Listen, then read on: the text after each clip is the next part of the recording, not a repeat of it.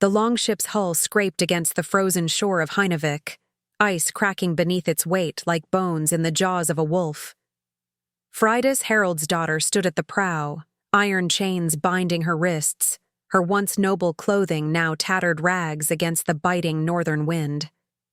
She had descended from her father's great hall to the auction block in mere days, bearing nothing but the runes carved into her skin and secrets cold enough to freeze even a Jotun's heart. She had been sold with the promise of submission, but such promises are as fragile as spring ice on a fjord, and some fires cannot be extinguished, even by the cruelest winter. Before we continue with Freydis's story, tell us where you're watching from in the comments. If this tale of vengeance and ancient power speaks to you, make sure you're subscribed, because tomorrow's video will reveal the true extent of her forbidden abilities. The wind howled across Heinavik's slave market, carrying stinging particles of ice that bit at exposed skin like tiny fangs. 20 slaves stood shivering on the raised wooden platform, their breath forming clouds that dissipated into the steel-gray sky. Among them, Freydis Haraldsdottir held herself differently. Spine straight despite the weight of her chains, eyes forward rather than downcast, her copper-red hair whipping about her face like flames. 3 days earlier, she had been the daughter of Harald the Wise, respected council member to King Halfdan of Vestfold. Now, she was merely property to be traded, her father executed as a traitor after being accused of plotting against the king, his lands seized, his family scattered to the winds or worse. 5 silver pieces for the traitor's daughter, called the slave master, a burly man with a scar bisecting his left eye. Strong back, educated tongue, knows her letters and numbers, can serve as a kitchen maid or household servant. The crowd of potential buyers muttered among themselves. Some spat on the ground at the mention of Harold's name. Freydis had expected this. Her father's alleged treachery tainted her as surely as if she carried a visible mark. What she hadn't expected was the voice that cut through the murmurs. 10 silver pieces. The crowd parted to reveal a tall figure, wrapped in a bear fur cloak. Beneath a hood lined with wolf pelt, Freydis could make out a bearded face weathered by years at sea, one eye covered by a leather patch. The visible eye was the color of a winter sky, pale blue, almost gray, and utterly without warmth. Bjorn Grimson, someone whispered. The wolf of the northern seas. The slave master's good eye widened slightly. 10 silver from Bjorn Grimson, he announced, his voice carrying a hint of nervousness that hadn't been there before. Do I hear 15? The crowd shifted uncomfortably. No one raised a hand or voice. Very well. Sold to Bjorn Grimson for 10 silver pieces. As the slave master unlocked Freydis from the central chain connecting all the slaves, she caught fragments of whispered conversations from the crowd, taking the traitor's spawn to his steading at the edge of the world. Fitting punishment. To serve the most feared man in the north, they say no thrall survives more than a season in his service. Freydis kept her expression carefully neutral as she was led down from the platform toward her new master. She had spent the 3 days since her father's execution preparing herself for whatever fate awaited her, storing her grief and rage deep inside where no one could reach it. But each night in her dreams, she felt the burning tickle of the blood, runes her grandmother had secretly etched into her skin on her 16th name day, runes that tingled now as she approached Bjorn Grimson. You'll refer to me as Master or Lord, Bjorn said, his voice as rough as a blade on a whetstone. You'll work from sunrise to sunset without complaint. Disobedience brings punishment. Attempted escape brings death. Nod if you understand. Freydis nodded once, meeting his single eye without flinching. Something flickered across his weathered face, surprise perhaps at her boldness, or irritation at her lack of proper fear. The daughter of a traitor should show more humility, he growled. My father was no traitor, Freydis replied, the words escaping before she could stop them. Bjorn's hand moved faster than she could follow, gripping her jaw with calloused fingers. That's the only time you'll speak without permission, girl. The next time costs you a tooth. He released her and turned to the slave master, counting out silver pieces from a leather pouch. As the transaction concluded, Freydis took stock of her situation. The tales of Bjorn Grimson had reached even her father's hall, a merciless warrior, and traitor who had traveled farther than most, whose remote steading was said to be built on blood-soaked ground at the very edge of the civilized world. It was said he had lost his eye to a Wendish sorcerer, and in return had taken not just the sorcerer's life, but his soul as well. What the tales didn't mention was the strange pendant that hung at his throat, partially visible beneath his cloak, a twisted silver symbol that made the runes on Freydis's skin burn cold when she looked at it. This was no ordinary token of the Aesir. It was older, belonging to gods whose names were no longer spoken. Bjorn finished his business and turned back to her, fastening a rope to her chains. "We sail with the tide," he said simply, and began walking toward the docks without checking if she followed. Freydis had no choice but to walk behind him, acutely aware of the stares and whispers that followed them through Heinavik's muddy streets. She had never been to this coastal trading town before, having grown up in the relative comfort of her father's inland estate. The smell of fish and tar and unwashed bodies assaulted her senses. Twice she nearly slipped on the icy ground, her once fine leather boots now worn and ill-suited for winter conditions. At the dock waited a Nor, a trading vessel smaller than a longship but still substantial, with a crew of about 20 men loading crates and barrels. Unlike the warships Freydis had seen before, this vessel was built primarily for cargo, with a wider hull and a more substantial deck covering to protect goods from the sea spray. The sailors paused in their work as Bjorn approached, nodding respectfully, or touching foreheads in deference. Their gazes turned curious, then knowing as they spotted Freydis behind him. "Found yourself some new entertainment at market, Chief?" called one, a wiry man with a braided beard. "Found myself a thrall to work." "The steading," Bjorn replied flatly. "And you'll find yourself swimming home if the cargo isn't secured by the time I count 10.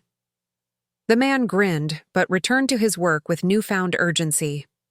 The others followed suit, the momentary distraction forgotten.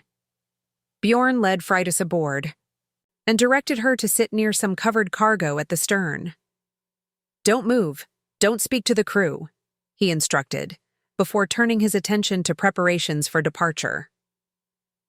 As he walked away, Freydis took the opportunity to study her surroundings. The Nor was well built, but showed signs of hard use, repairs to the gunwale, patches in the sail being unfurled above. The crew moved with the easy confidence of men who had worked together for years, anticipating orders before they were given. One of them, a gray-haired man with arms corded with muscle despite his age, caught her watching and approached. He carried a water skin and a small bundle wrapped in cloth. "You'll want water," he said, his voice unexpectedly gentle as he offered the skin.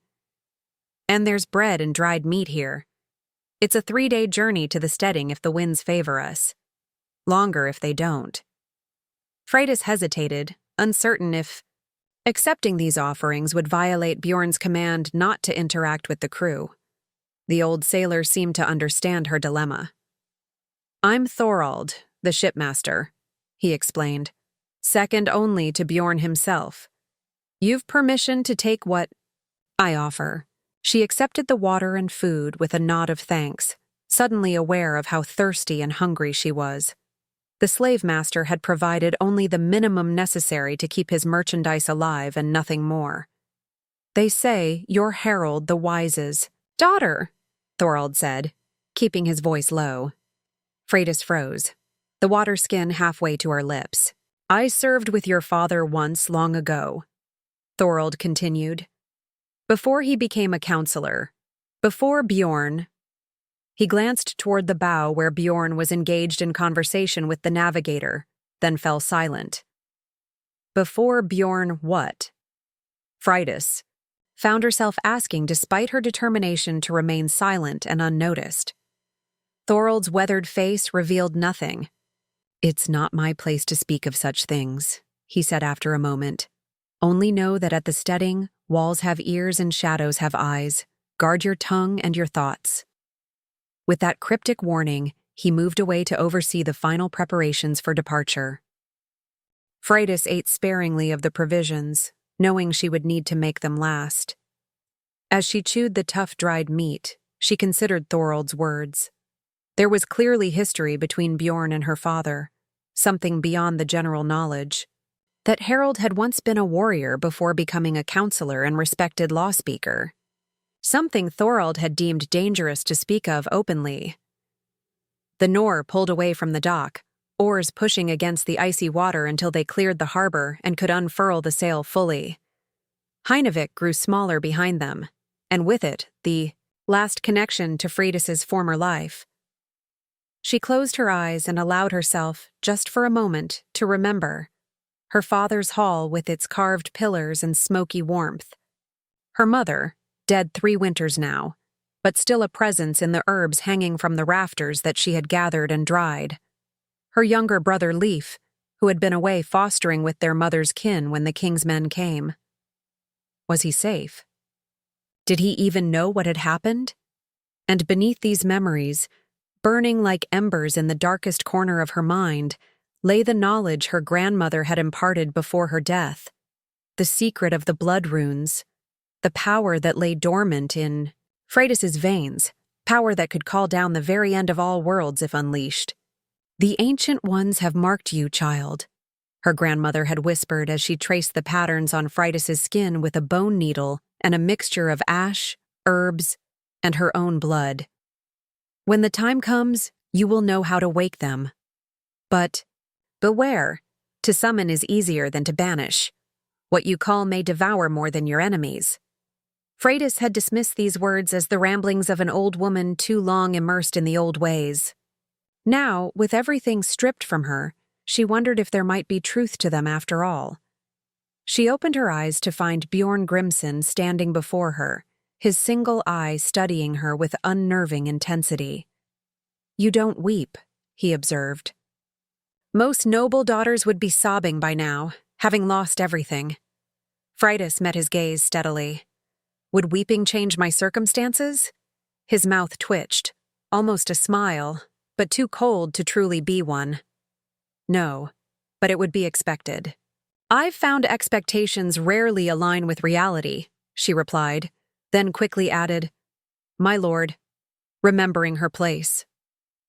Bjorn crouched down, bringing his face level with hers. This close, she could see the network of scars that webbed the visible side of his face disappearing beneath the eye patch. His beard was shot through with gray, but there was nothing frail about him. "At my steading," he said, his voice low enough that only she could hear, "you'll find many expectations overturned. You'll work harder than you ever have. You'll endure cold that would freeze the marrow in southern bones. But you'll also learn that not all is as the king's court would have people believe." Before she could puzzle out his meaning, he stood and addressed the crew. "Set course northwest. We make for Ravenhall before the next full moon." The wind picked up, filling the sail and driving the Nor forward into open water.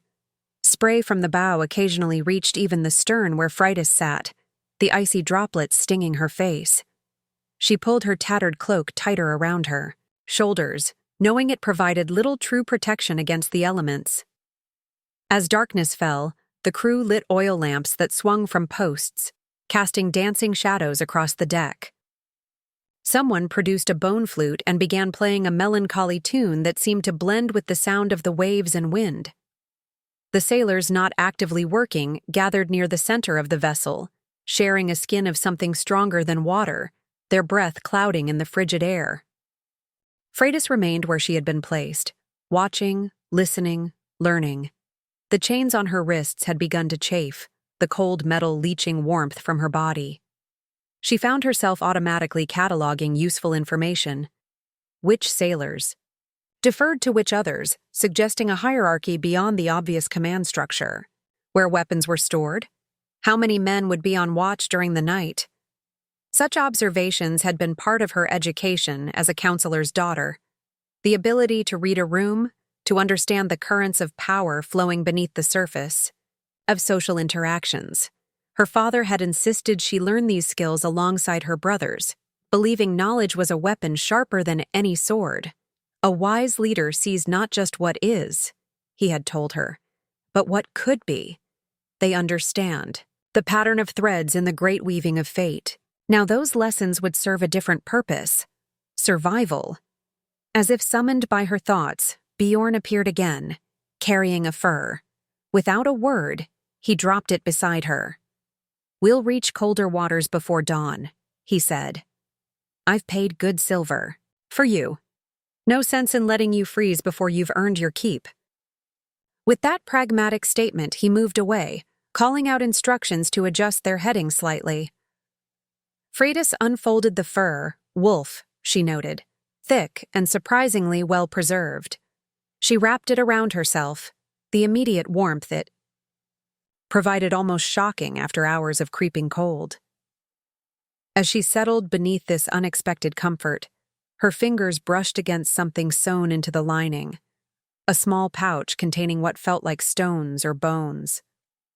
Carefully, making sure no one was watching, she extracted the pouch and opened it.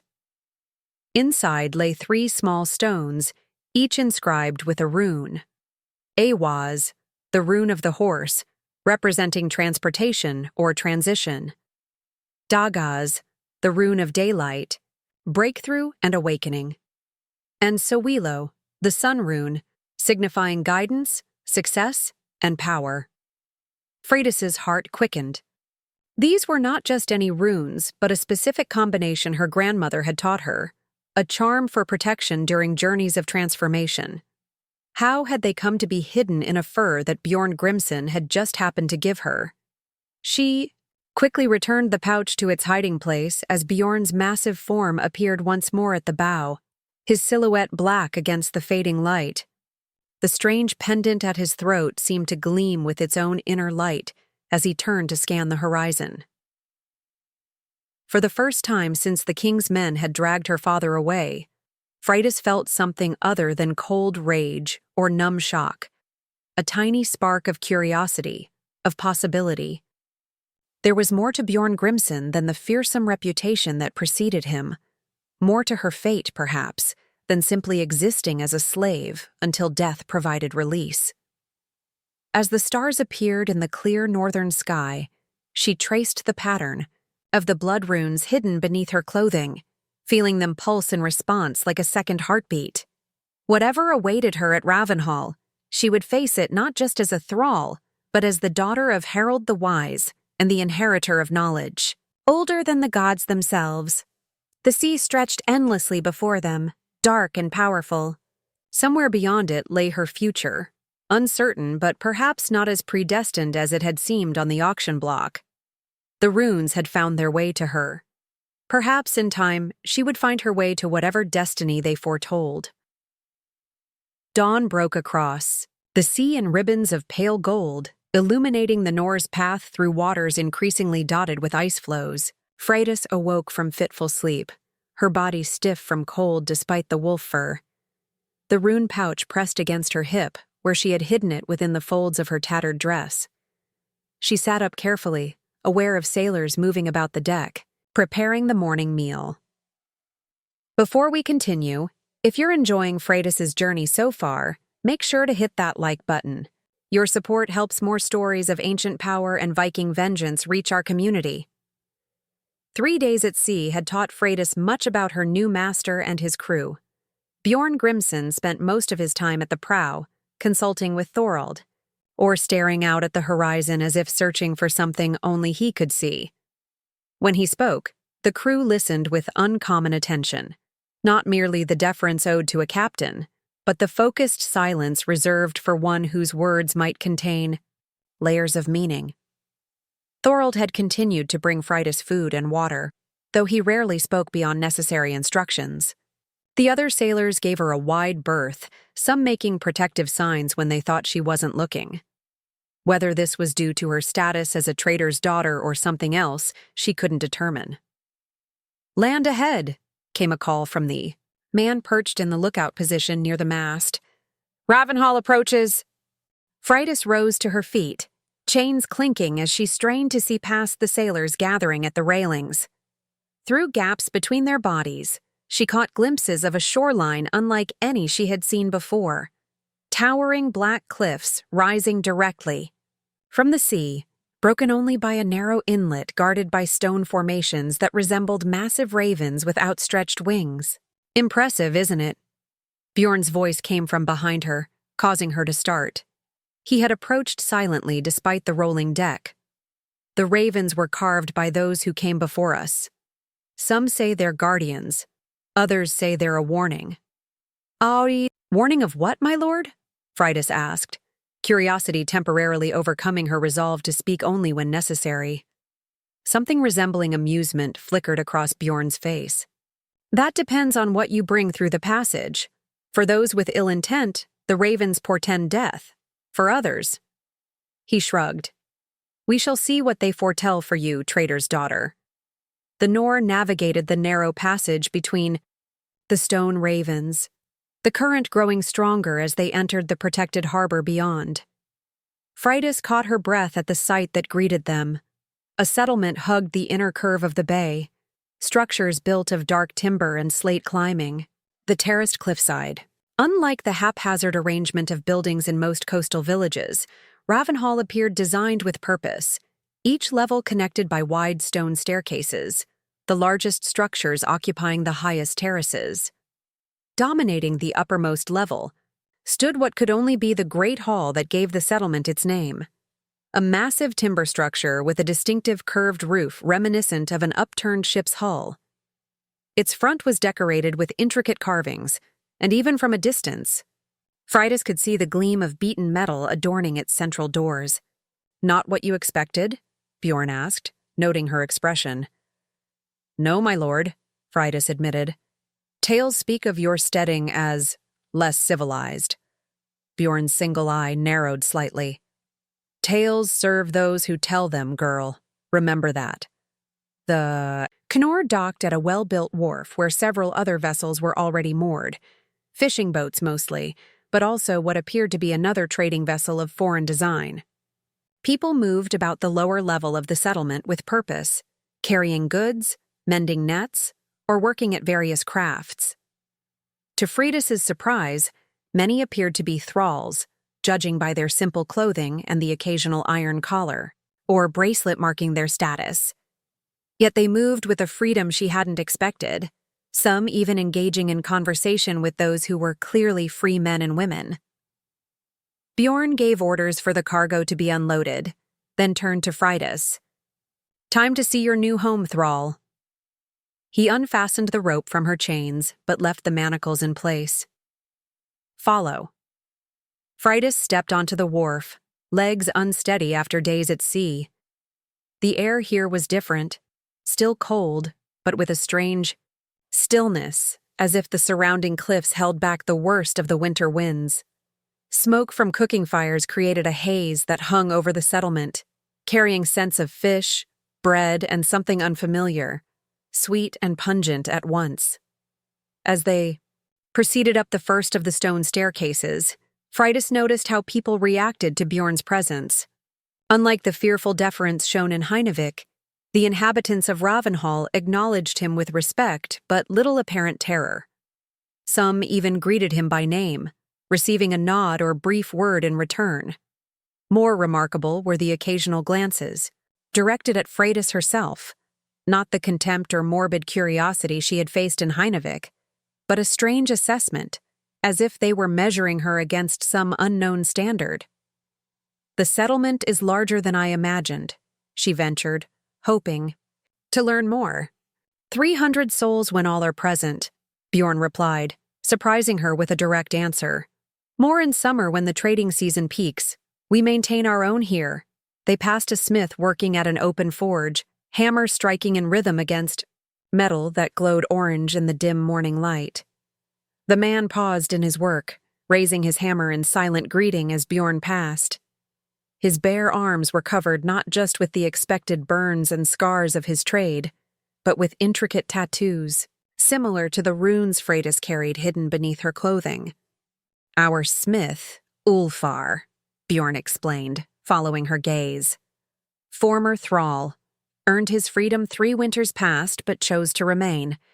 You'll work with him at times. Freydis looked back at the smith with new interest. A thrall who had earned freedom, yet chose to stay. This contradicted everything she had heard about Bjorn Grimson and his treatment of slaves. They continued upward, passing terraces dedicated to different functions: food storage, animal pens, workshops for various crafts. Women worked wool into thread while others wove at large looms set up under sheltered awnings.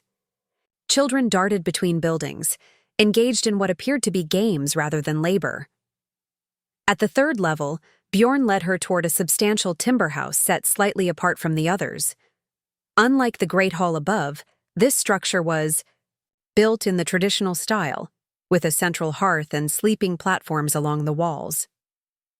A woman emerged from the doorway as they approached, tall and broad-shouldered, her graying blonde hair bound in a complex braid that wrapped around her head like a crown. "So this is the new thrall," she said, her voice deep and melodious. "Thorald sent word ahead. Traitor's daughter," he said. "Alleged traitor," Bjorn corrected, surprising Freydis. "Freydis Haraldsdottir, this is Hildur. She oversees the household and will direct your duties." Hildur circled Freydis slowly, examining her with keen blue eyes. "Too thin for heavy work," she assessed, "but strong-boned. Hands suggest education rather than labor." She touched Freydis's copper hair briefly. "Unusual coloring. From the mother's side?" "I wouldn't know," Bjorn replied. "Her chains come off once you've settled her. I have business with the council." With that abrupt handoff, he continued up the staircase toward the great hall, leaving Freydis with the imposing woman. Hildur watched him go, then turned her full attention to Freydis. "Hungry, I expect. Come. Food first, then we'll see about proper clothing and your sleeping arrangements." She led Freydis into the house, which proved larger than it appeared from outside. The central hearth burned brightly, surrounded by benches, where several people were already eating, a mix of what appeared to be household thralls and free servants, judging by their varying attire and the presence or absence of status markers. "New one," Hildur announced to the room at large. "Freydis, show her the way of things after she's eaten." A space was made on one of the benches, and a wooden bowl of thick porridge placed before her, along with a hunk of dark bread and a cup of something that steamed in the cool air. Freydis hesitated only briefly before hunger overcame caution. The porridge was surprisingly good, flavored with dried berries and honey, far better fare than she had expected as a thrall. A young woman, with a twisted iron bracelet marking her as a fellow thrall, leaned toward Freydis. "I'm Runa," she said quietly. "Hildur assigned me to show you around. Finish eating and I'll take you to the washing house first. No offense, but you smell of ship."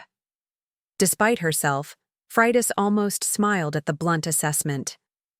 "How long have you been here?" she asked between bites. 2 winters, Runa replied. "Captured in a raid on the eastern shores. I fought too well, killed 2 of Bjorn's men before they subdued me.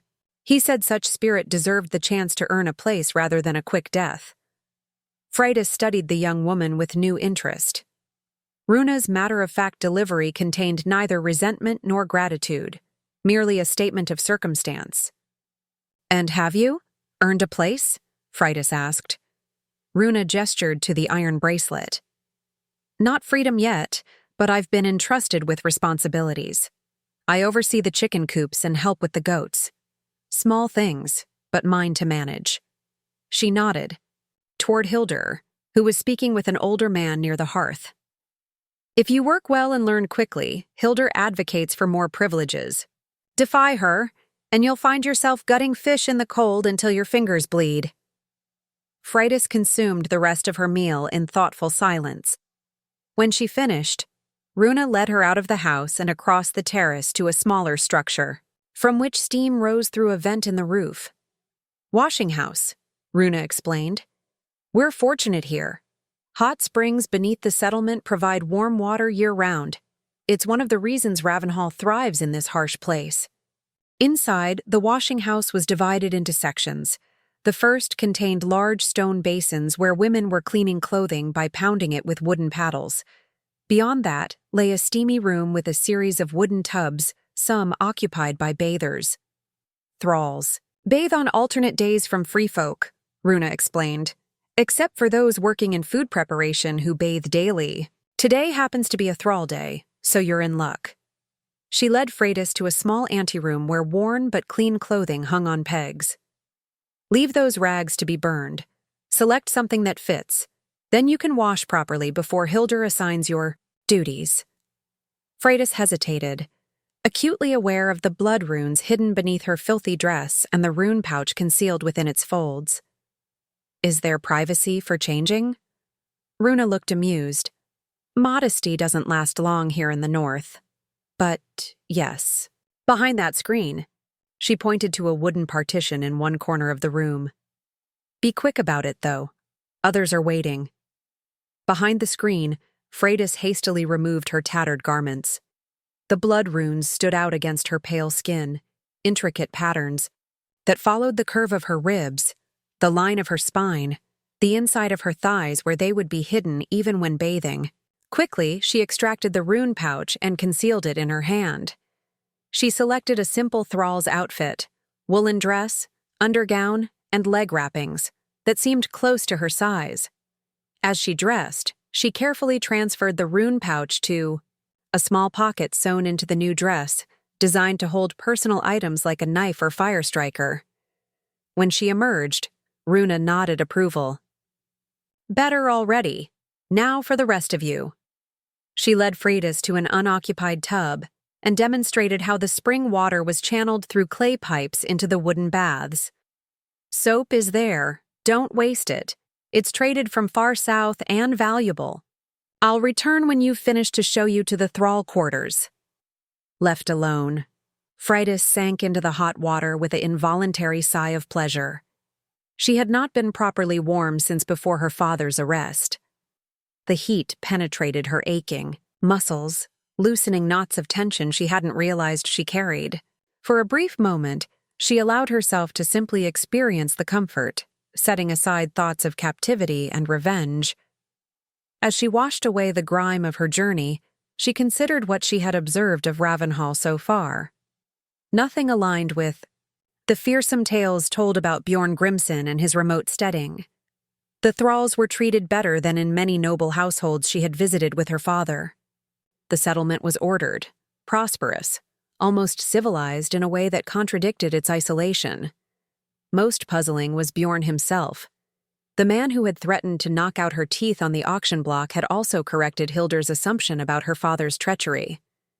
The fearsome wolf of the northern seas appeared to command respect without requiring terror, at least among his own people. None of this aligned with what she had been taught to expect, and Freydis distrusted inconsistency. There must be more, beneath the surface, darker purposes behind this unexpected treatment. She recalled Thorold's warning aboard the Nor. At the steading, walls have ears and shadows have eyes. Perhaps this apparent benevolence was merely a facade, designed to lower her guard before revealing the true nature of her captivity. After washing, Freydis dressed in her new clothing, noting how much easier movement became without the weight of chains. Her wrists bore raw marks where the iron had chafed, but even these minor wounds felt better after the hot soak. Runa returned as promised, now carrying a bundle of bedding. You're fortunate. One of the kitchen thralls earned her freedom last week and departed for her homeland. Her sleeping platform is available, which means you won't have to share immediately.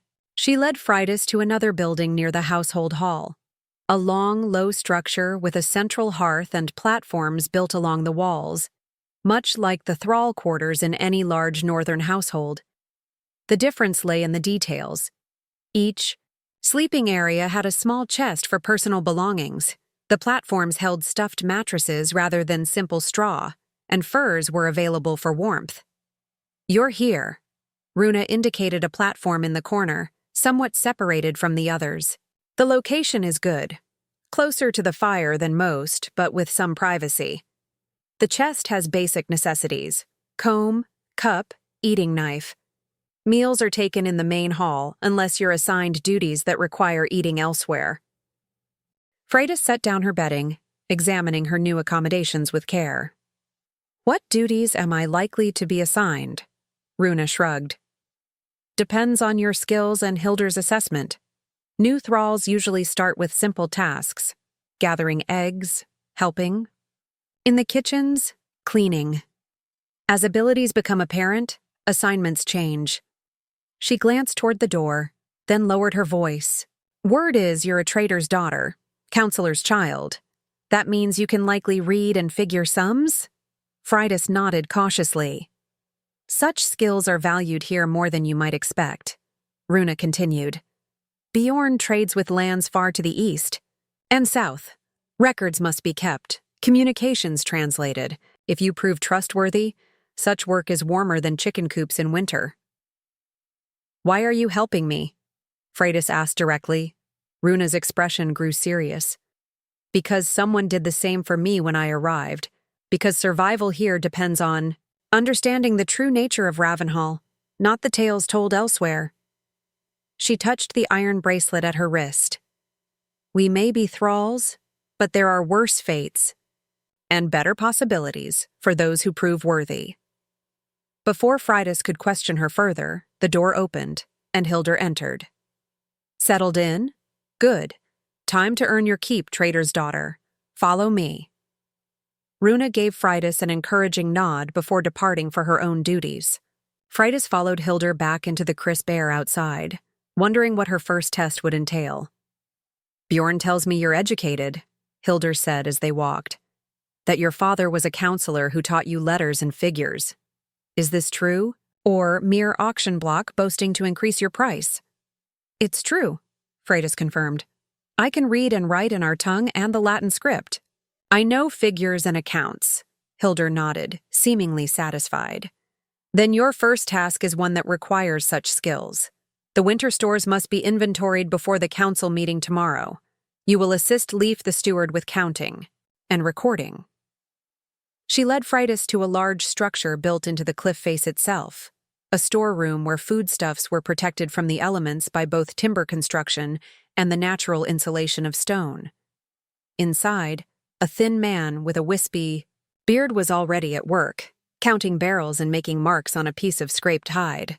Leif, this is Freydis, new thrall. She claims knowledge of letters and counting. Test her use and report to me before evening meal. With that abrupt introduction, Hilder departed, leaving Freydis with the steward, who eyed her with open curiosity. Harald's daughter? He asked directly. Freydis tensed. Yes, Leif nodded slowly. I met your father once, years ago.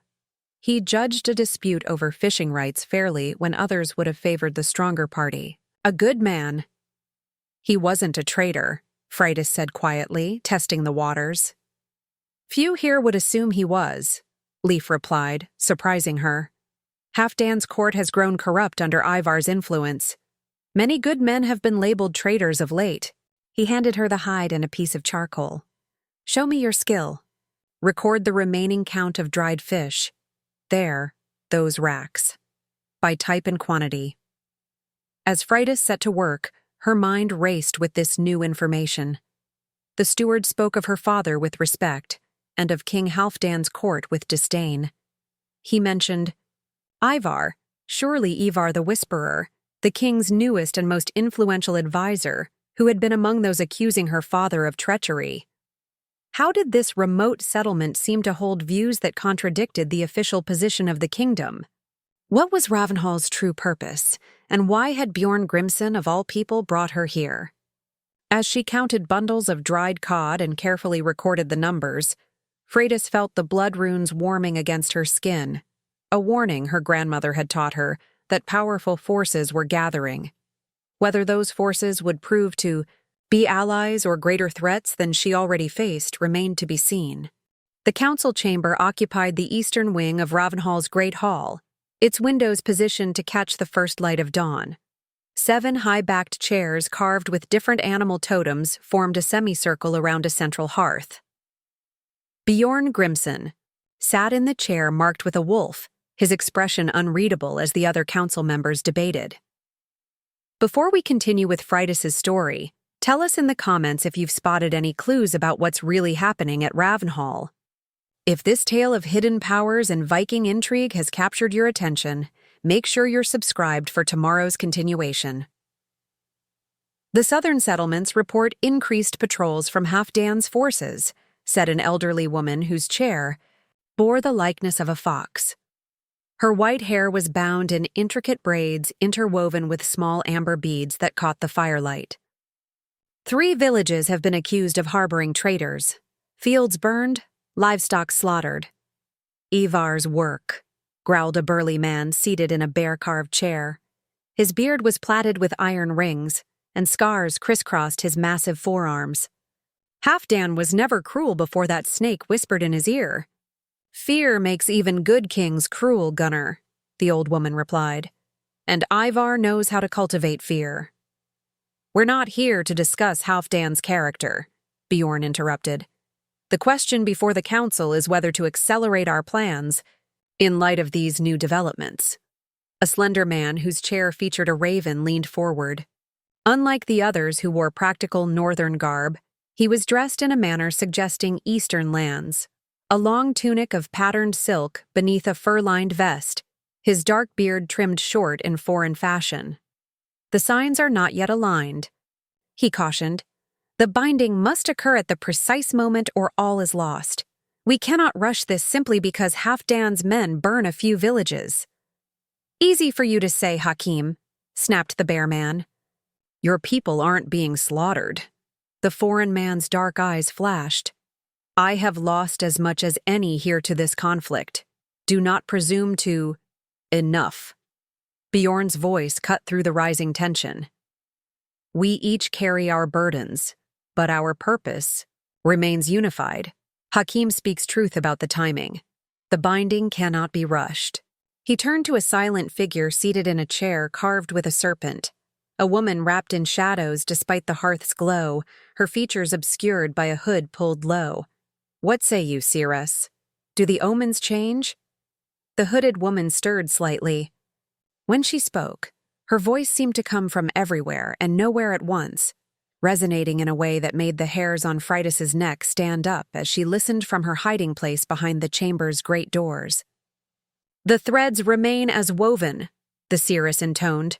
The traitor's daughter brings the final strand. When blood meets blood beneath the wolf's moon, the binding may begin. Bjorn nodded slowly. Then we maintain our course. The girl will be tested, as all are. If she proves worthy, she will be told what must be done. And if she fails? Asked the foxwoman. Bjorn's single eye grew hard. Then she dies, as my oath demands. A chill traveled down Freydis' spine.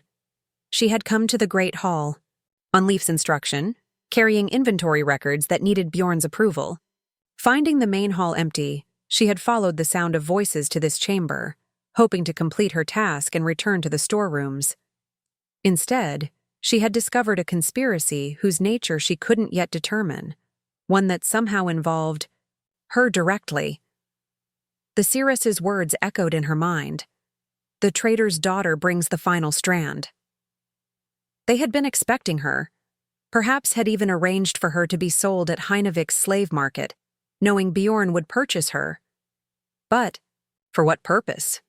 What was this binding they spoke of, timed to celestial movements? And most urgently, what test awaited her that carried death as the price of failure? A scraping sound behind her interrupted these racing thoughts. Freydis turned to find herself facing Thorold, the shipmaster, who had approached with the silent tread of a man accustomed to moving undetected. Curious thralls rarely prosper here, he said quietly, though his tone held more warning than threat. Freydis straightened, clutching the inventory hides to her chest. I was sent by Leif with the winter counts. I sought the master to deliver them. Thorold studied her face, clearly weighing the truth of her words. A convenient excuse for eavesdropping on council matters. I heard nothing of consequence, Freydis lied, meeting his gaze steadily. A flicker of something, amusement perhaps, crossed the old sailor's weathered features. You're your father's daughter in more ways than one. Harold could never lie convincingly either. Before Freydis could respond to this unexpected statement, the council chamber door swung open. Bjorn stood framed in the doorway, his imposing figure backlit by the hearth fire, casting his shadow long across the floor between them. Thorald, he acknowledged with a nod. And our newest thrall, it seems. Found her listening at the door, Thorald reported. Says she came with inventory records. Bjorn's single eye fixed on Freydis with unsettling intensity. Did she now? And how much? Did you hear, Traitor's daughter? Freydis considered her options rapidly. Denial would be futile. Both men could clearly see her proximity to the chamber. Admitting full knowledge might sign her death warrant if what she'd overheard was as secretive as it seemed. A partial truth, then. I heard talk of southern villages. Burning, she said carefully. Of King Halfdan's increased patrols and someone named Ivar influencing him toward cruelty. Nothing more? Bjorn pressed. Something about timing and signs, Freydis added, judging that withholding too much would be as suspicious as knowing too much. But I understood little of its meaning. Bjorn exchanged a glance with Thorald, some unspoken communication passing. Between them. Return to Leif, Bjorn finally commanded. Tell him I'll review the counts before evening meal. He held out his hand for the hides, which Freydis surrendered with a slight bow. And Freydis, he added as she turned to leave, curiosity is a trait I value in those who have earned the right to exercise it. You have not yet earned that right. The warning was unmistakable. Freydis nodded once and departed, feeling their eyes on her back until she descended the stairs to the lower terraces. Her mind raced as she made her way back to the storerooms. The council chamber had revealed more questions than answers. Bjorn Grimson was clearly no ordinary traitor or raider. He sat at the center of something far greater, a conspiracy involving people from different lands, a mysterious ritual called the Binding, and somehow her father's supposed treachery connected to it all. Most disturbing was the casual discussion of her potential death should she fail some unspecified test. Yet Thorald had known her father, spoken of him with what seemed like respect. Was it possible these people, this secret council, had been her father's allies rather than his enemies? Leif looked up from his counting as she entered the storeroom. You return empty-handed. Did you find the master? Yes, Freydis replied. He said he'll review the counts before evening meal. The steward nodded, seemingly unsurprised. Then we continue our work. The grain store's next, I think. The eastern bins. As they worked through the afternoon, Freydis carefully observed Leif, wondering if he too was part of whatever conspiracy operated from Ravenhall's great hall. The steward went about his duties methodically, teaching her the record-keeping system with patient thoroughness, offering neither special treatment nor undue harshness. If he was more than he appeared, he hid it well. By the time the winter sun began its early descent, they had completed inventories of the primary food stores. Leif appeared satisfied with her work, making a small notation on a separate hide that Freydis suspected would form part of his report to Hildur. You have a quick mind, he commented as they departed the storerooms. Tomorrow we'll check the secondary caches, those hidden throughout the settlement in case of siege or disaster. For now, return to the household hall for the evening meal. Freydis made her way back to the main terrace, her thoughts still tangled in what she had witnessed. As she approached the household hall, a commotion near the main staircase caught her attention. A group of warriors was ascending from the docks, their armor splattered with what appeared to be blood, supporting between them an injured man whose groans carried across the terrace. Villagers emerged from buildings to watch the procession, their expressions concerned but not panicked, suggesting such returns were not unprecedented. Freydis moved closer, curious about what might have befallen the raiding party. "Skirmish with Halfdan's coastal patrol," a voice explained beside her. She turned to find Runa had joined her, the thrall's expression grim as she watched the wounded being helped toward what Freydis now recognized must be a healing house. "They've grown bold, venturing this far north. King's men, this close to Ravenhall?" Freydis asked, surprised given the settlement's remote location. Runa nodded. "Increasingly so these past months. Searching, though they claim to merely patrol." "Searching for what?" The other thrall gave her a measured look. "For those who oppose Ivar's influence. For anyone connected to the old ways."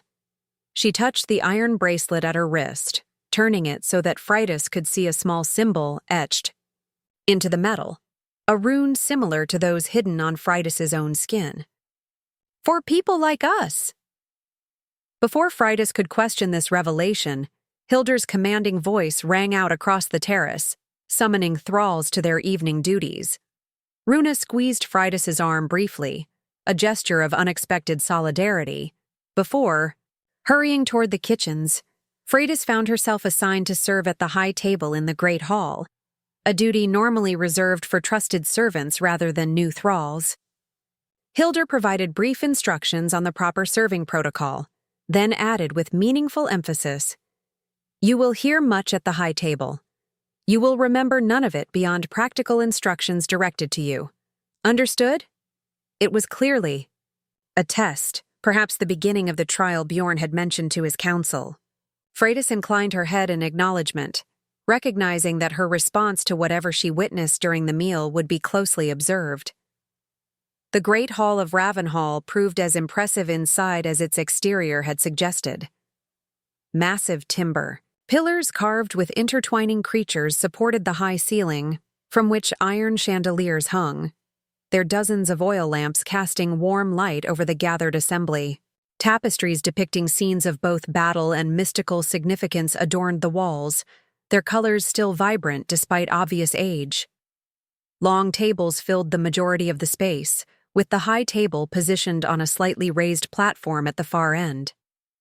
Unlike the traditional arrangement in most great halls, where the high table typically stood perpendicular to the others, this one formed a crescent shape, allowing those seated at it to converse more easily while still maintaining a view of the entire hall.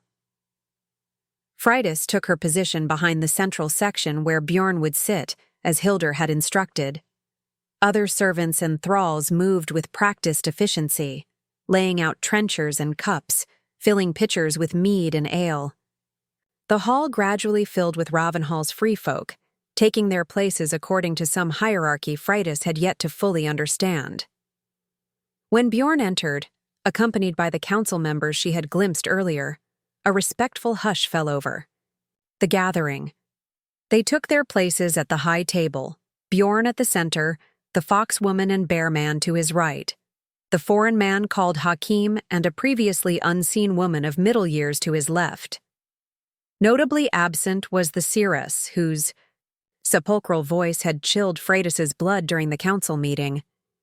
Perhaps such mysterious figures did not participate in communal meals, or perhaps her presence was reserved for more significant occasions. The meal commenced with a ritual Freydis had not witnessed before. Bjorn rose, raising a horn cup of dark liquid that was definitely not mead. "To those who went before," he intoned, "and those who will follow," responded the assembly in unison. "To the binding of old wounds," continued Bjorn, "and the breaking of false chains," came the reply, "to the true north. Ever vigilant, ever free," the hall concluded. The strange liturgy complete, Bjorn drank deeply from his cup, and the meal began in earnest. Freydis moved as instructed, bringing platters of roasted meat and fish, refilling cups, remaining silent and attentive without appearing to listen too intently to the conversations around her. Yet listen she did, gathering fragments that began to form a pattern.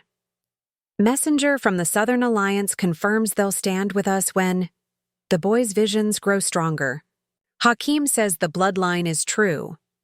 Ceres consulted the stones again, says the convergence comes with the third full moon. Harold's execution has accelerated matters, but the daughter might yet. This last comment from the foxwoman to Bjorn cut off abruptly as the speaker noticed Freydis within earshot. The old woman's keen eyes assessed her briefly before she smoothly transitioned to discussing the quality of the smoked salmon. As the meal progressed, Freydis became aware of occasional glances directed her way from various points in the hall. Not hostile, but evaluating. She was being watched not just by the high table, but by others scattered throughout the gathering. Testing her, measuring her reactions, her composure under their collective scrutiny, she maintained her servant's demeanor, revealing nothing of her inner thoughts. Though beneath her calm exterior, the blood runes pulsed with increasing warmth. Against her skin, responding, she suspected, to the concentration of power within this hall. For there was power here, unmistakable now that she had witnessed the ritual toast, heard the fragments of conversation, felt the weight of so many knowing gazes. Ravenhall was more than a remote trading settlement. It was the heart of something much larger, a conspiracy whose scope she was only beginning to comprehend. And somehow, her father, and now Freydis herself, were crucial pieces in whatever game these people played against King Halfdan and his advisor Ivar.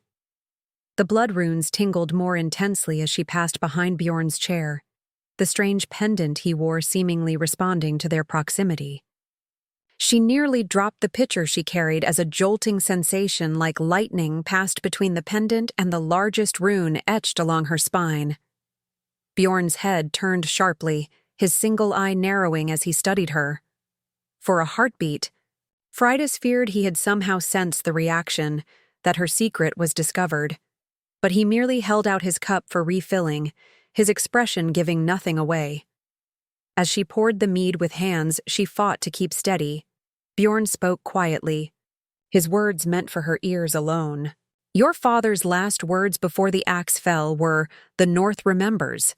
Do you know what he meant by that, traitor's daughter? Freydis nearly faltered again, but years of her father's training in court etiquette helped her maintain her composure. No, my lord, she answered truthfully. He never spoke those words to me. Bjorn studied her face, searching for deception. Yet you carry his blood, his knowledge whether you know it or not. He took the refilled cup from her hands. Rest well tonight, Freydis Haraldsdottir. Tomorrow your true work begins. With that cryptic statement, he dismissed her with a slight nod. Freydis retreated to her serving position, her mind reeling from the implication of his words. The North remembers. Her father's final declaration, apparently. But what was it that the North, this strange, secretive Northern alliance, remembered? And what true work awaited her when the sun rose again? As the meal concluded, and the hall's occupants began to disperse, Freydis felt the weight of destiny settling around her shoulders like a cloak of iron links. She had come to Ravenhall as a slave, expecting cruelty and hardship. Instead, she found herself ensnared in a web of ancient powers and modern conflicts, with her father's legacy and her own hidden abilities placing her at the center of forces she barely comprehended. And beneath it all, thrumming like a second heartbeat, the blood runes her grandmother had carved into her flesh pulsed with growing urgency, awakening, preparing, gathering their terrible power for whatever trial lay ahead. Freydis woke before dawn, pulled from uneasy dreams by a persistent prickling beneath her skin. The blood runes burned like embers pressed against her flesh, more active than they had been since her grandmother's ritual. She sat up in the darkness of the thrall quarters, listening to the slow breathing of the other women around her. Something was different this morning, a tension in the air, a sense of anticipation that transcended her own anxiety. Before we continue, drop a comment if you've figured out what the mysterious binding might be. And don't forget to subscribe for more epic Viking tales if you're enjoying Freydis's journey. The door to the sleeping quarters swung open without warning. Hildur stood silhouetted against the pale pre-dawn light, her imposing figure immediately recognizable. Freydis Haraldsdottir, she called, her voice pitched to avoid waking the others. Come. Freydis dressed quickly, wrapping herself in the woolen cloak that had been added to her meager possessions the previous evening. She followed Hildur out into the biting cold of early morning, frost crunching beneath their boots as they made their way up the stone stairs toward the highest terrace. Where are we going? She dared to ask as they passed the great hall, continuing toward a path that led beyond the settlement's main structures. To begin your testing, Hildur replied without slowing. Bjorn Grimson does not purchase thralls at 10 silver pieces merely for their ability to count grain stores. They climbed a narrow trail that wound up the cliff face behind Ravenhall, emerging onto a plateau overlooking the settlement and the sea beyond. In the dim light of approaching dawn, Freydis could make out standing stones arranged in a circle, around a central fire pit. 7 stones, she noted, matching the number of council members she had observed the previous day. Bjorn waited within the circle, his bear fur cloak billowing slightly in the morning breeze. Beside him stood the hooded seeress, still wrapped in shadows despite the growing light. As Hildur led Freydis toward them, other figures materialized from the mist that clung to the edges of the plateau, the council members, each taking position beside one of the standing stones. Do you know why you're here, daughter of Harald? Bjorn asked as Freydis entered the circle. For testing, she answered, repeating Hildur's words. Though the nature of the test remains a mystery to me. A sound came from beneath the seeress's hood, a dry rasp that might have been laughter. Not entirely a mystery, the shadowed woman said. Your blood knows, even if your mind does not. As if in response to these words, the runes beneath Freydis's clothing pulsed with uncomfortable heat. She fought to keep her expression neutral, though sweat began to bead on her forehead despite the cold. Remove your outer garments, Bjorn commanded. Stand before us as you truly are. Freydis hesitated, suddenly understanding. They knew, or at least suspected, what was hidden beneath her clothing. The intricate patterns of blood runes, forbidden. Knowledge from the old ways that her grandmother had entrusted to her. To reveal them was to admit to practicing arts that King Halfdan had outlawed under Ivar's influence. We have no time for modesty, the foxwoman said impatiently from her position by the northernmost stone. The sun rises, and with it, watching, eyes may turn this way. With no real choice, Freydis slipped off her cloak, then unlaced her woolen dress, letting it fall around her ankles. The linen undergown followed, leaving her standing in only her thin shift, goose flesh rising on her, exposed arms. All of it, the seeress instructed. Show us what the old woman marked you with. Taking a deep breath, Freydis removed the final layer. The cold air struck her bare skin like a physical blow, but it was nothing compared to the heat emanating from the blood runes themselves. In the growing light of dawn, they seemed to shimmer against her pale flesh, dozens of intricate patterns flowing across her torso, down her spine, along her thighs. Some were recognizable runes from the Elder, Futhark, but others were more ancient symbols whose meanings were lost to all but a few. A murmur ran through the assembled council members. Remarkable, breathed Hakim, the Eastern man. The patterns are complete, far more extensive than we expected. Your grandmother was Asta the Far-Sighted, was she not? Asked the foxwoman, stepping closer to examine the markings. Freydis nodded, suppressing a shiver. She taught me the old ways in secret, against my father's wishes. He feared what might happen if Ivar's men discovered her knowledge. Yet he allowed the ritual marking, Bjorn observed. He didn't know, Freydis admitted. It was done while he traveled to Halfdan's court. Grandmother said it was necessary, that one day I would need the protection and power the runes would provide. The seeress moved forward, her face still hidden within her hood. One pale hand emerged, fingers gnarled like ancient tree roots, reaching toward the largest rune centered over Freydis's heart. "This one," the hooded woman said, not quite touching the mark. "Do you know what it signifies?" Grandmother called. "It Ragnarok's gate," Freydis answered, the words feeling dangerous even as she spoke them. She said it was the key that could unlock the end and the beginning. Bjorn and the seeress exchanged a significant look. "And did she teach you how to awaken it?" the seeress pressed. Freydis hesitated. This was the most closely guarded secret her grandmother had shared, the method by which the dormant power in the blood runes could be summoned forth.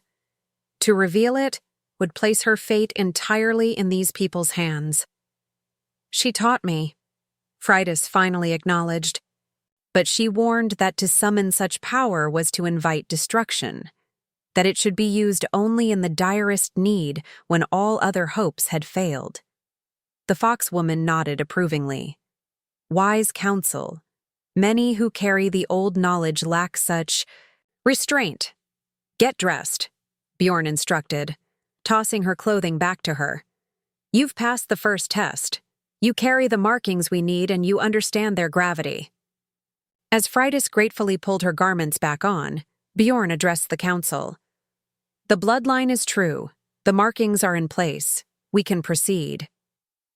"Wait," Freydis interrupted, her courage bolstered by the realization that they needed her for something. "Before we proceed with anything, I deserve to know what this is about. Why my father died, what this binding is that you speak of, and what role you expect me to play in it." A tense silence followed her demand. Several council members looked to Bjorn, clearly uncertain whether a thrall, even one with blood runes, should be granted such knowledge. "She has the right," said the seeress unexpectedly. "If she is to be the vessel, she must choose the path willingly." Bjorn nodded slowly. "Very well." He gestured toward the central fire pit, where flames suddenly sprang to life though no one had approached it with torch or flint. "Sit. The tale is long and our time limited." When they had arranged themselves around the mystical fire, Bjorn began. "Long ago, before the kingdoms of men divided the north, these lands were protected by a covenant between our ancestors and the powers that dwell beyond the 9 worlds. This covenant, the original binding, ensured balance. The old gods granted us strength, wisdom, good harvests, and victory in righteous battles. In return, our people honored them through sacrifice and adherence to ancient laws." The bearman, Gunnar, took up the narrative. "For generations, the binding held. Even as the White Christ's followers came from the south, many of us kept the old ways alive alongside the new, maintaining the balance. But then came men like Ivar, who saw power in severing our connection to the ancient forces entirely. Ivar the Whisperer is no ordinary advisor," added the foxwoman. "He is a seeker of a different kind of power, one that feeds on broken oaths and forgotten obligations. For years he has worked to dismantle the old ways, hunting down those who keep the knowledge, burning sacred groves, outlawing the runes. And as the covenant weakened," Hakim continued, "signs of imbalance appeared. Harsher winters, failed crops, sickness that resists healing, discord among previously peaceful neighbors. These are not merely natural misfortunes but symptoms of a world slipping out of alignment." Freydis absorbed this information, connecting it to observations her father had made in recent years, comments about the changing seasons, the increasing frequency of raids, the inexplicable illnesses that had swept through even wealthy households. "My father discovered this," she guessed. "That's why he was executed." Bjorn nodded grimly. "Harold was one of us, a keeper of the old knowledge, though he hid it well behind his role as counselor. He gathered evidence of Ivar's true nature and purpose. But before he could present it to King Halfdan, Ivar moved against him, fabricating charges of treason. And now you seek to restore this covenant, this binding," Freydis said, understanding dawning. "That's what you've been preparing for. But what do you need me for?" Surely there are others with deeper knowledge of the old ways. The seeress leaned forward, the first rays of the rising sun catching the edge of her hood, revealing a glimpse of a face lined with countless years, eyes milky white with blindness yet somehow fixed directly on Freydis. The binding requires blood of specific lineages, she explained, her voice like stone grinding against stone. Your father was of the line of rulers, those who maintain order in the visible world. Your mother, though you never knew it, was of the line of seers, those who perceive beyond the veil. And through your grandmother, you carry the blood of the gatekeepers, those who can open the way between worlds. 3 bloodlines, Freydis whispered, understanding now why the runes her grandmother had carved were different from any she had seen in the lore books, all in one vessel. The first such convergence in 7 generations, confirmed the seeress.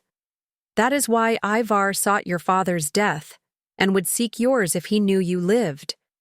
That is why we arranged for you to be sold in Heinavik, where Bjorn could secure you without raising suspicions.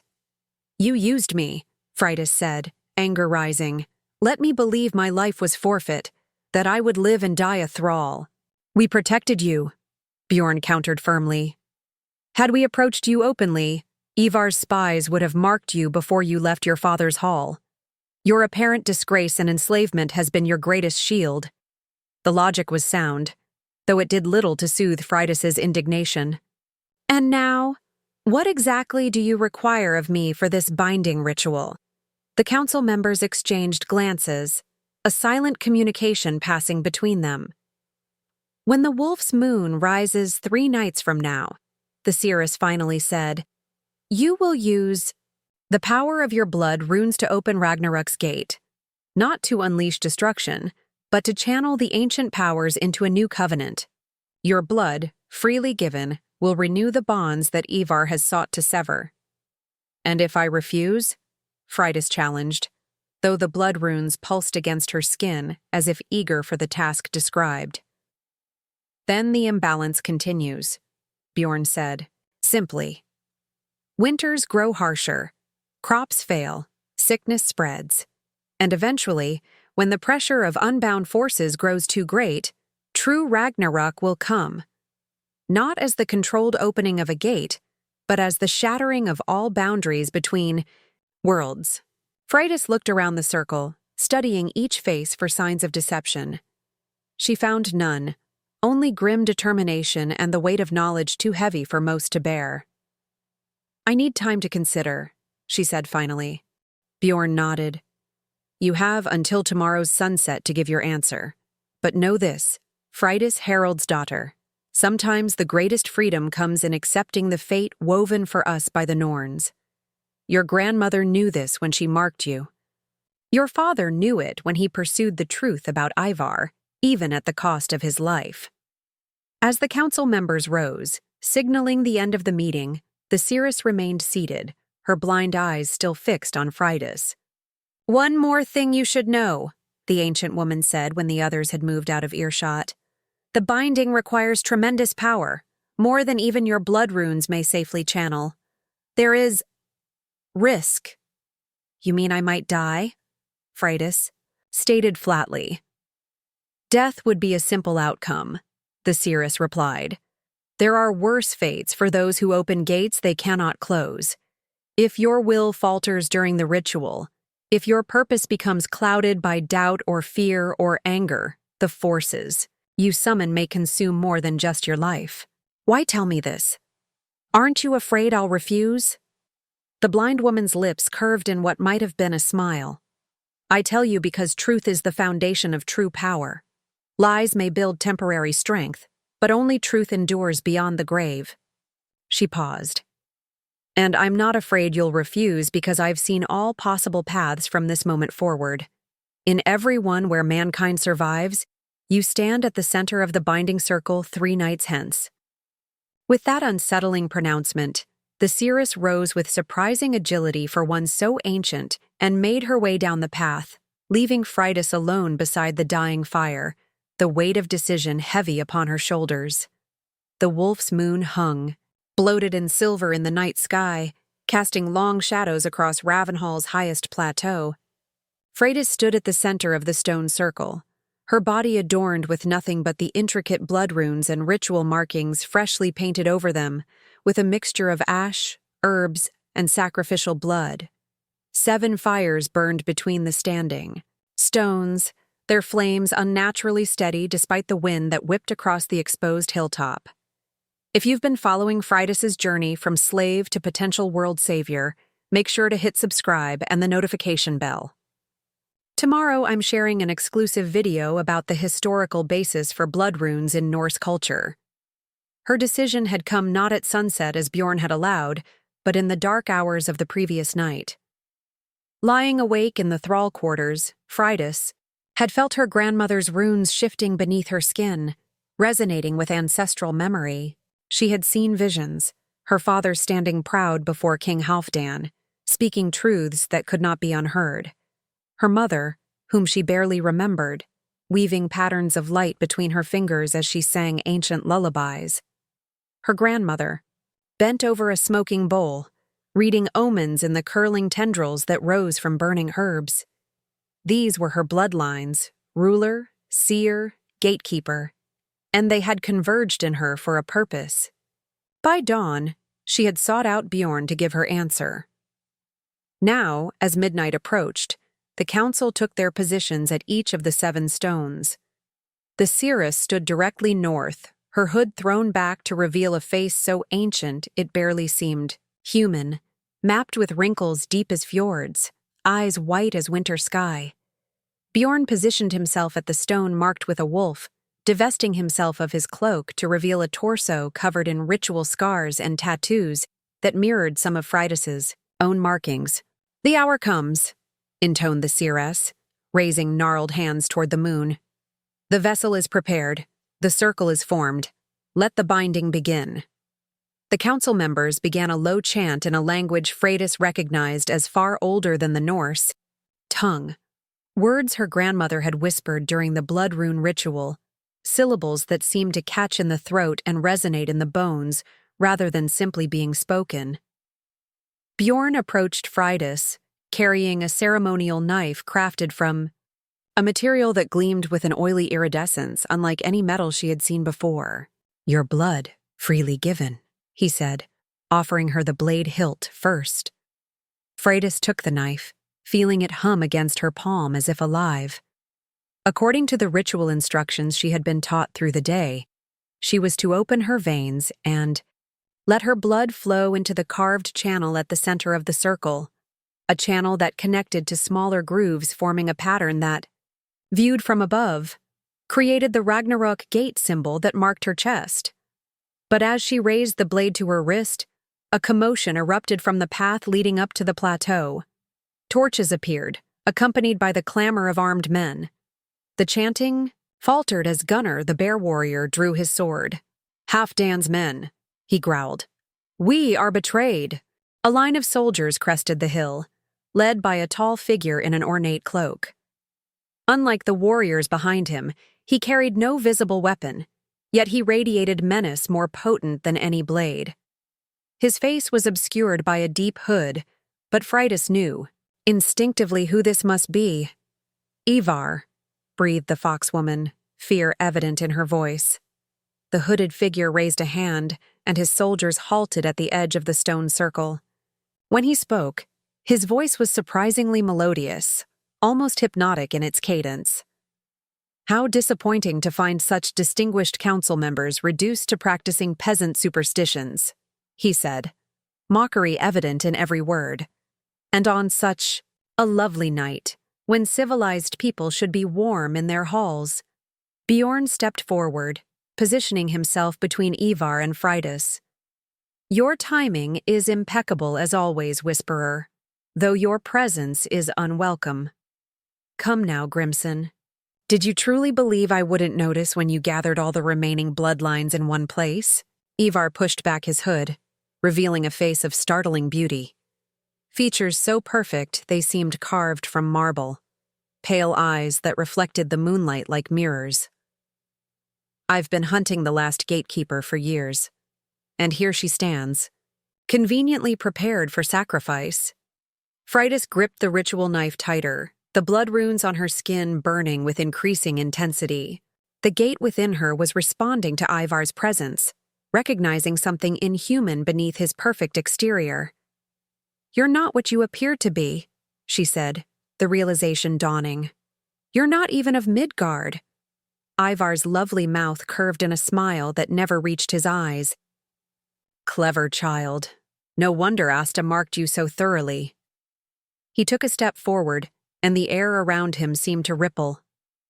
"I am far older than this realm, older than the covenant your pathetic council seeks to renew. I was ancient when the first humans learned to scratch runes into bone. He's of the void," the seeress hissed. "A thing from beyond the 9 worlds, wearing flesh like a garment." "A simplistic description, but essentially correct," Ivar agreed. "And I have worked too long to sever the bonds between worlds to allow you to reforge them now." He gestured to his soldiers. "Kill them all, except the girl. She comes with me." The warriors surged forward, but as they reached the boundary of the stone circle, the 7 fires roared upward in columns of flame. 3 soldiers were caught in the conflagration, their screams chilling as they burned with unnatural speed. The others fell back, but Ivar himself stepped through the flames untouched, the fire parting around him like water around a stone. "Your protections are weak," he said, advancing toward Freydis. "The old powers fade as faith in them dwindles. Soon the barriers between worlds will collapse entirely, and my kind will reclaim what was once ours." Chaos erupted as the council members engaged the remaining soldiers who had circled around to attack from different angles. Bjorn met Ivar with his sword drawn, but the blade passed through the advisor's form as if through smoke. Ivar laughed, the sound painful to human ears. "Did you think steel could harm me, wolf of the northern seas?" With a casual gesture, he sent Bjorn flying backward to crash against one of the standing stones. Freydis stood alone now at the circle's center, the ritual knife her only weapon, against a being from beyond the 9 worlds.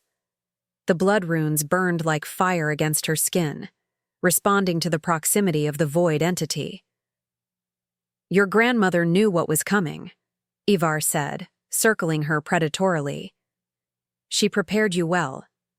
Those markings could indeed open Ragnarok's gate, but not to renew some primitive covenant." He reached toward her, fingers elongating unnaturally.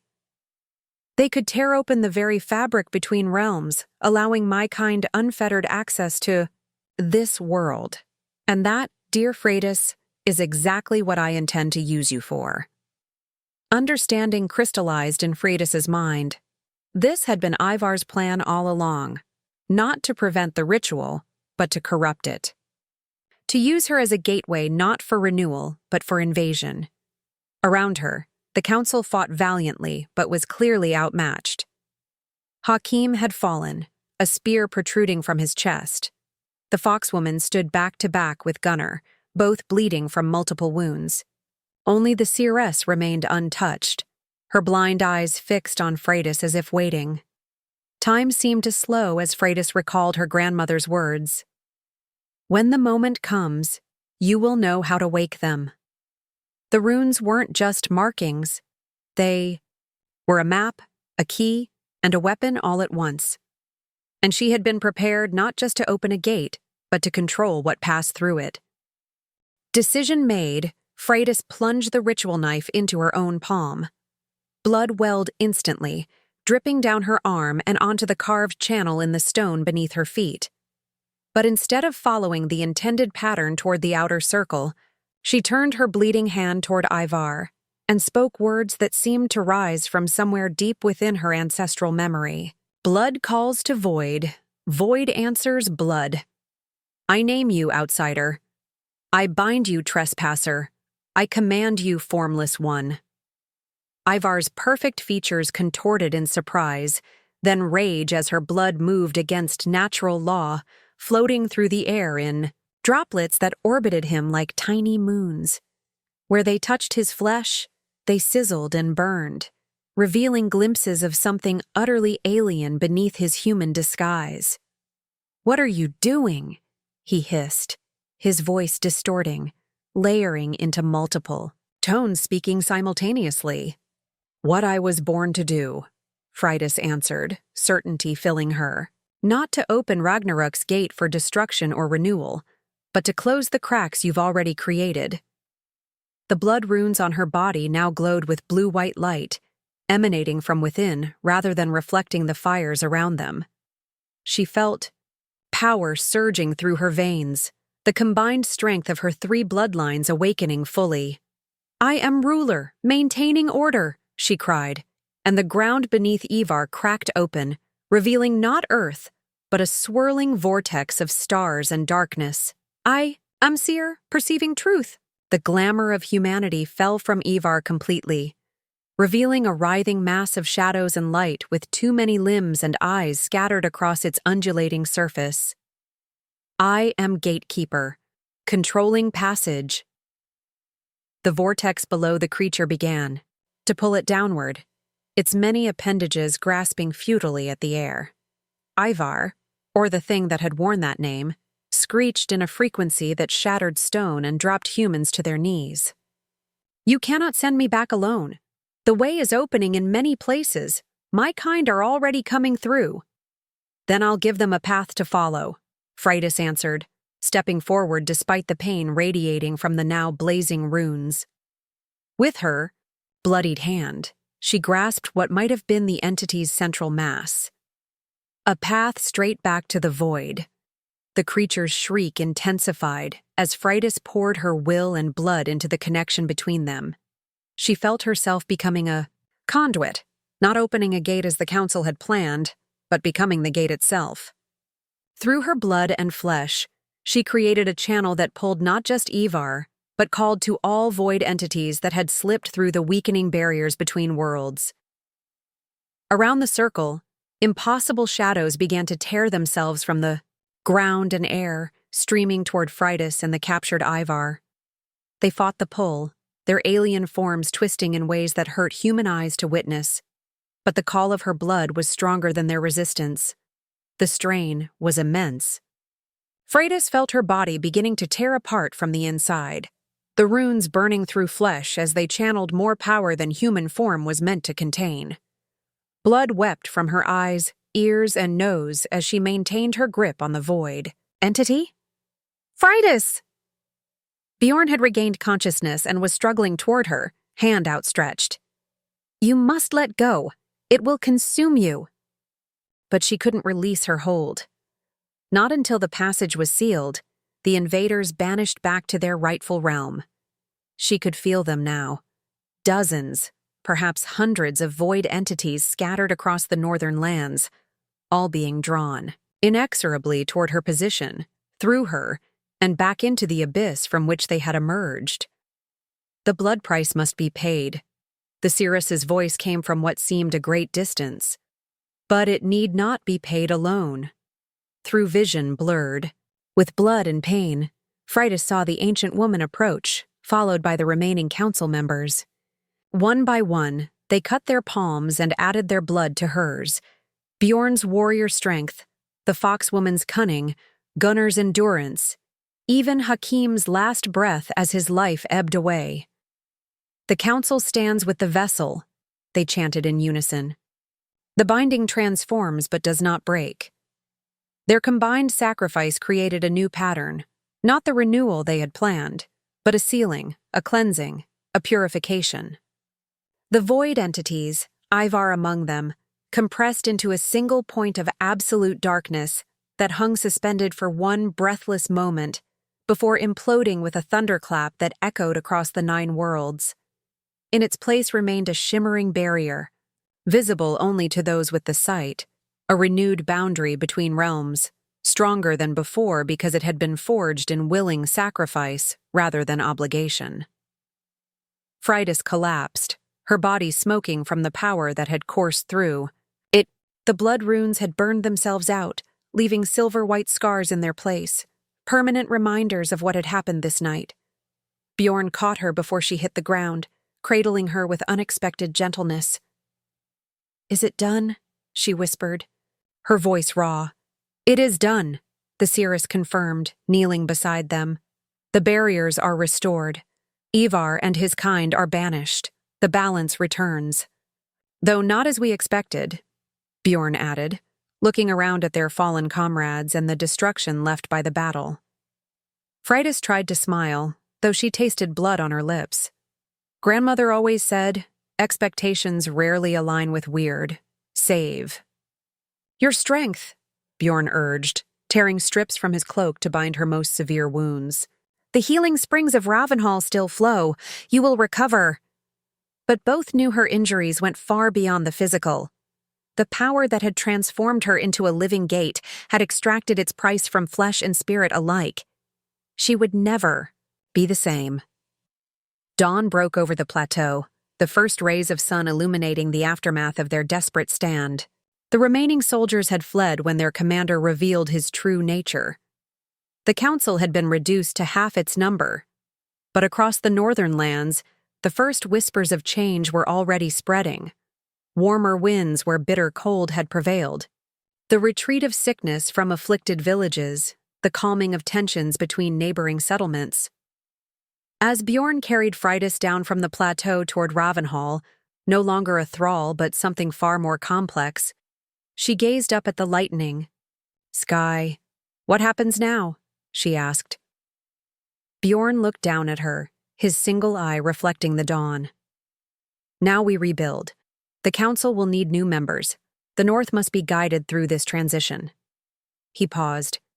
"And you, Freydis Haraldsdottir, no longer Ragnarok's gate but its guardian, must take your rightful place among us." She closed her eyes, feeling the silver scars where her blood runes had been, sensing the new connection she had to the boundaries between worlds, a sentinel responsibility that would last her lifetime. "From thrall to counselor," she murmured. "My father would be proud." "Your father foresaw this," the seeress said, walking beside them with surprising ease for one so ancient. "Not the details, but the essence. Why else would he have named you? Freydis, Lady of Magic? He knew what slept in your blood, waiting to awaken." As they descended into Ravenhall, where the settlement was already stirring with news of the night's events, Freydis realized that what had begun as enslavement had transformed into something else entirely. A destiny chosen rather than imposed. A power awakened rather than exploited.